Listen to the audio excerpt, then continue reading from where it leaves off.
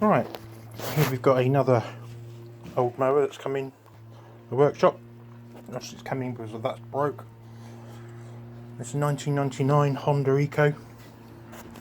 It's obviously been abused a bit. Body's gone on it, so this won't be reused. But the engine is good, apparently. But we shall see how good by taking this off. Oh wow, that is pants. Holy crap, look at that. Nice and clean in there though. That has never been off for a long time.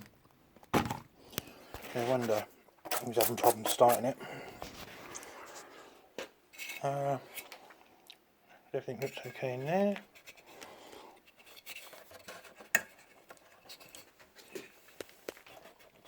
Christ, that's red on there.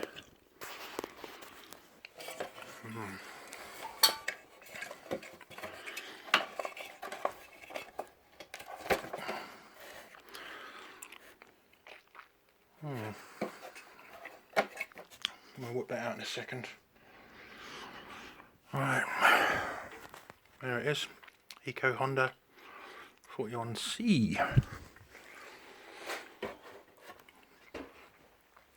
Wow.